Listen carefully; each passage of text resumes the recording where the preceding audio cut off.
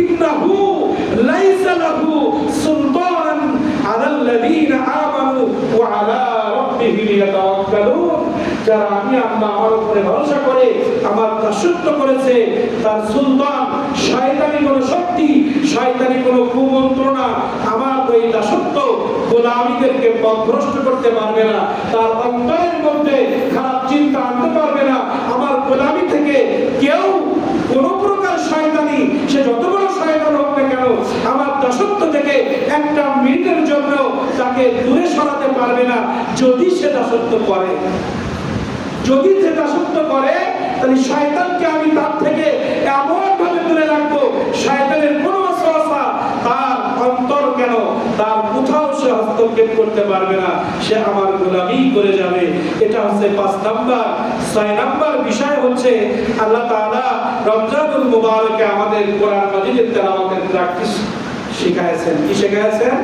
কোরআন মাজিদের তেলাওয়াত। কোরআন মাজিদের তেলাওয়াত আমরা রমজানুল মুবারকে করেছি না? আল্লাহ রাব্বুল আলামিন এর হাবিব মুহাম্মদুর রাসূলুল্লাহ সাল্লাল্লাহু আলাইহি ওয়াসাল্লাম কিয়ামতের মাঠে আল্লাহ তাআলা যে ঘোষণা দিবেন সেটাই শুনিয়েছেন। কি? ইকরা ওয়ারতাকি, পড়ো তুমি, কামা কুনতা তুরাদ্দিল ফিদ দুনিয়া, তারতিল সহকারে সুন্দর কণ্ঠে তুমি যে প্রতিদিন আমার কোরআন মাজিদ দুনিয়াতে যেভাবে তেলাওয়াত করতে, সেটা রমজানে দাঁড়িয়ে হোক, সেটা রমজানের বাইরে হোক, যারা হাফেজ করেছে, হাফেজে কোরআন তারাই করে বেলা তেলাওয়াত করে। কিন্তু আমরা যারা আমরা যদি কোরআন সহি করে রেগুলার তেলাওয়াত করতে পারি, যে যতটুকু মহব্বত করব ততটুকু তেলাওয়াত আল্লাহ শুনবেন। তুমি দুনিয়াতে যেভাবে মহব্বতের সাথে তার দিল সহকারে শুদ্ধ করে কোরআন তেলাওয়াত করতে, আমরা যারা অশুদ্ধ সেখানে ধরা খেয়ে যাব, যারা শুদ্ধ তারাও সেখানে পড়বে। পড়তে সবাইকে হবে, অশুদ্ধ হলে ওইটার কাজ দিবে না, শুদ্ধ হলে সেটার মর্যাদা কেমন। আল্লাহ তাআলার হাবিব মুহাম্মদ রাসূলুল্লাহ বলেছেন কিয়ামতের মাঠে ইকরা, যারা দুনিয়ায় কোরআনকে মহব্বত করত, আমরা কোরআনকে মহব্বত করা মানে কি বুঝি? কোরআন তেলাওয়াত করতে হবে, কোরআন অনুযায়ী জীবন যাপনই হচ্ছে কোরআনের পক্ষে থাকা। আমি কোরআনের পক্ষের লোক কিন্তু আমি তেলাওয়াত করি না, জীবন কোরআনের বাইরে চলে যাচ্ছে, এটা কিন্তু কোরআনকে মানা নয়। কোরআনকে মানে যে সহি শুদ্ধ হবে তেলাওয়াত করেছে, কোরআনকে মানেছে, কোরআন অনুযায়ী জীবন যাপন করেছে, এই ব্যক্তি যারা তেলাওয়াত করেছে দুনিয়ায়, তাদের বলবে ইকরা, তুমি পড়ো, ওয়ারতাকি কামা কুনতা তুরাত্তিল, তুমি যেমনি ভাবে দুনিয়ায় সুন্দর কণ্ঠে তেলাওয়াত করতে, ঠিক দুনিয়ার মধ্যে ফাইন্না মানসিলাকা ইনদা আখিরি আয়াতিহি তাকরাউহা, তোমার তেলাওয়াত যেখানেই শেষ হবে তোমার মর্যাদা সেখানেই চলে যাবে। যে যত বেশি আল্লাহকে তেলাওয়াত শোনাইতে পারবে, আল্লাহ বলেন তোমার মর্যাদা, তোমার মানজিল সেখানে দেওয়া হবে। দুনিয়ার মানুষ তোমার তেলাওয়াতের মর্যাদা দেয় নাই, তুমি তেলাওয়াত করেছিলে কিন্তু সেই মর্যাদা দুনিয়ার মানুষ তোমাকে দেয় নাই, আজকে তোমাকে দেওয়া হবে। তুমি পড়তে থাকো আর তোমার মর্যাদা আস্তে আস্তে উপরে উঠতে থাকবে। সেদিন মানুষ শুধু তাকিয়ে দেখবে, দুনিয়ার মানুষ তো এই তেলাওয়াতকারীকে মর্যাদা দেয় নাই, কিন্তু আল্লাহ তাআলা কি দিচ্ছে? তেলাওয়াতকারীর মর্যাদা কিয়ামতের মাঠে পৃথিবীর মানুষ দেখবে, কি মর্যাদা আল্লাহ তাদেরকে দিয়েছেন। আল্লাহ যতক্ষণ একটা হরফ পড়বে, একটা আয়াত পড়বে, তার মর্যাদা বাড়তে থাকে। সব থেকে উচ্চ আসনে, উচ্চ মর্যাদার চেয়ারে, উচ্চ মর্যাদার আসনে সেই বসবে যে কোরআন মাজিদ সহি শুদ্ধভাবে তেলাওয়াত করতে পারবে। আল্লাহ তাআলা আমাদের এই তেলাওয়াত করার তৌফিক দান করুন। কারণ রমজানুল মুবারক আমাদের শিক্ষা দিয়েছে শুদ্ধভাবে কোরআন মাজিদ তেলাওয়াত করা। তারপরে আমরা ধারাবাহিকভাবে শুনছিলাম রমজানের শিক্ষা, এটা 6 নাম্বার। আর আল্লাহ তাআলা আয়াতের মধ্যেই তো ঘোষণা দিয়েছেন ইন্নামাল মুমিনুনা লাযীনা ইযা যুকিরাল্লাহু, সূরা আনফালের 2 নম্বর আয়াতে আল্লাহ তাআলা বলেন, আমার কোরআন যখন পড়া হয়, আমার কোরআন যখন সমাজের মধ্যে তেলাওয়াত হয়, আমার কোরআন তেলাওয়াত যখন কেউ শুনে, ইন্নামাল মুমিনুনা লাযীনা ইযা যুকিরাল্লাহু ওয়াজিলাত কুলুবুহুম ওয়া ইযা তুলিয়াত আলাইহিম আয়াতুহু যাদাতুহুম ঈমানা। দেখবেন রমজানের তেলাওয়াত যখন হয়েছে, অনেক মানুষ কেঁদেছে, অনেক মানুষ পালিয়েছে, অনেক মানুষ বিরক্ত বোধ করেছে। যারা কেঁদেছে, যারা শেষ পর্যন্ত থেকেছে, এরাই হচ্ছে কোরআন প্রেমী। কারণ কোরআন তেলাওয়াত অনেকের মানুষকে অন্য ছিল মিনাল কোরআন মা হুয়া শিফা,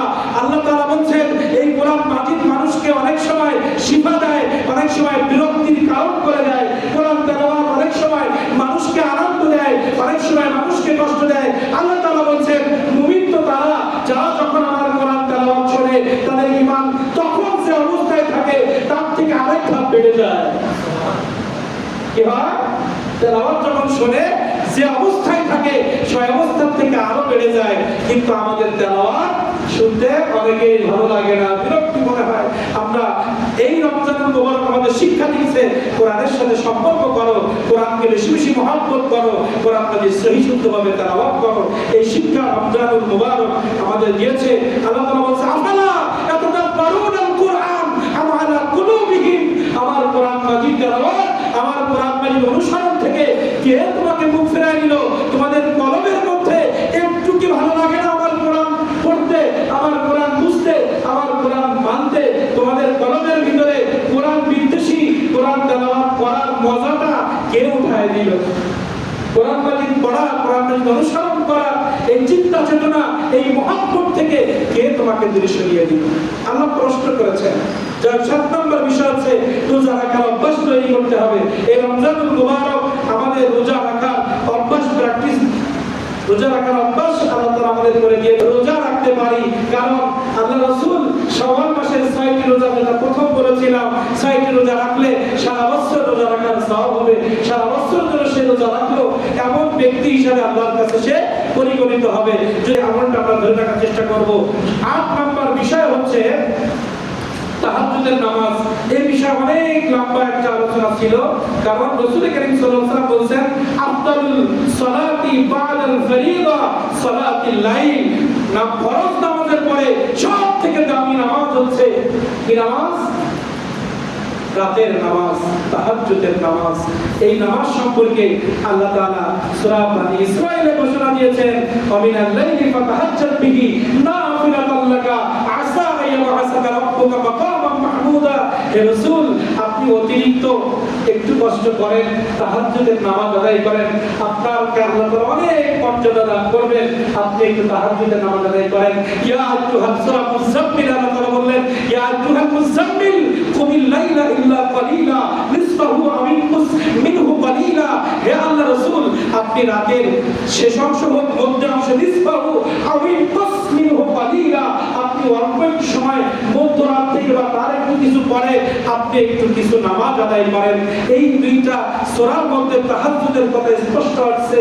যদি আমরা তাহাজ্জুদের নামাজ আদায় করতে পারি আল্লাহ তাআলা আমাদেরকে ক্ষমা করবেন। কারণ লম্বা একটি হাদিসের মধ্যে রাসূল করিম সাল্লাল্লাহু আলাইহি ওয়াসাল্লাম বলেছেন প্রতিদিন তাহাজ্জুদের সময় প্রথম আসমানে এসে আল্লাহ তাআলা ঘোষণা দেন, কেউ আসো কি আমার কাছে ক্ষমা চাইবা, আমি ক্ষমা করব। কেউ আসো কি আমার কাছে রিজিক চাইবা, আমি রিজিক দিব। কেউ আসো কি দোয়া করো আমার কাছে, যা দোয়া করবে আমি সেটাই কবুল করব। এই প্রতিদিন শুধু রমজানের লাইলাতুল কদর নয়, শুধু 14ই শাবান নয়, শুধু ঈদের রাত নয়, প্রতি রাতে তাহাজ্জুদের সময় আল্লাহ তাআলা প্রথম আসমানে এসে আমাদেরকে ঘোষণা দিচ্ছেন। দেখেন সারা বছর ক্ষমার দোয়া আল্লাহ তাআলা খুলে রেখেছেন। কিন্তু রমজানুল মুবারক 14ই শাবান গুরুত্বপূর্ণ রাত বাদে সারা বছর যত রাত আছে এই রাতগুলো আমরা অন্যগুলো মাগরিব থেকে শুরু হয়, আর সারা বছর মূল বিষয়টা হচ্ছে মধ্যরাতের পর। এই সময় দুনিয়ার সব আদালত করত সবাই ঘুমিয়ে যায়, তখন আপনি আর আল্লাহ ছাড়া এর মধ্যে আর কোনো বাধা থাকে না। অন্য সময় ডাকতে গেলে কেউ স্ত্রী ডাকে, সন্তান ডাকে, মসজিদে মুসল্লি ডাকে, কিন্তু রাতের অন্ধকারে সন্তান বিরক্ত করে না, স্ত্রীও বিরক্ত করে না, প্রতিবেশীও বিরক্ত করে না, শুধুমাত্র আল্লাহ আর আমি। এজন্য এই সময়টা কবুল হয় বেশি। এজন্য অনেক আয়াত ছিল, হাদিস ছিল, সেগুলো না বলে আমি আলোচনা শেষ করছি। এই ছিল রমজানুল মুবারকে রোজা আদায় করার মাধ্যমে তাকওয়া অর্জন করা। এই 9টা অর্জন আল্লাহ তাআলা আমাদের করতে বলেছে রমজানুল মুবারক থেকে। আমরা যদি এই অর্জনটা আগামী রমজান পর্যন্ত ধরে রাখতে পারি আল্লাহ তাআলা আমাদেরকে জান্নাতের ঘোষণা দিয়েছেন। আখির দাওয়ানা